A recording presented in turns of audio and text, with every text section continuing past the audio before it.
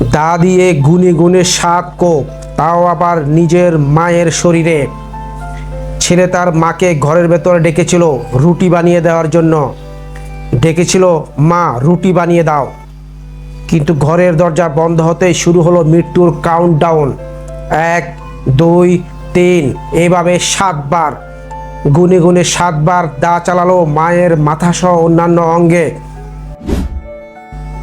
ঘটনাস্থল ফেনীর ছাগলনাইয়া দক্ষিণ সদর গ্রামে। সময় 13 মে দুপুর 12টা। মা লায়লা বেগম 45 বছর বয়সী এক মা। ছেলে মামুন মাদকাসক্ত, টাকা চায় মাদকের জন্য। মা বলেন না। তখনই ছেলে হাতে তুলে নেয় ধারালো দা।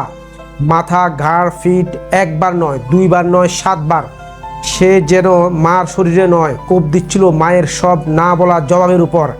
একটি কোপে ভাঙে শরীর, দ্বিতীয় কোপে ভাঙে আত্মবিশ্বাস, আর সপ্তম কোপে ভেঙে পড়ে এক মা। মায়ের চিৎকারে দরজা খুলে যায়। প্রতিবেশীরা দেখে রক্ত, কেবল রক্ত, আর তার মাঝে লুটিয়ে পড়া লায়লা বেগম। ছেলে তখন পালিয়ে যাচ্ছে। গ্রামবাসী ধরলো, গণপিটুনি দিয়ে পুলিশের হাতে তুলে দিল।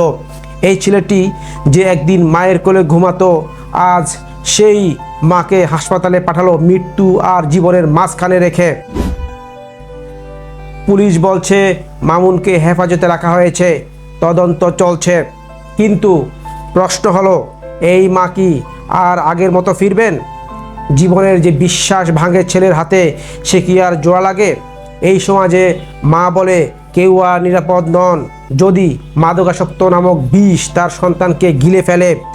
আজ মামুন নামের ছেলেটা একটা নাম নয়, সে একটা আয়না, যেখানে সমাজ দেখতে পায় নিজের ব্যর্থতা, পিতামাতার অসহায়ত্ব আর মাদকের জয়ের উল্লাস। প্রশ্ন হলো, এই মাদক কোথা থেকে আসে? কে এই ছেলের কাছে পৌঁছে দেয়? আর আমরা কবে না বলবো এই নেশার জালকে? কমেন্টে লিখুন আপনার মতামত, নাকি আপনি নিজেই এই সমাজের নীরব দর্শক। ধন্যবাদ।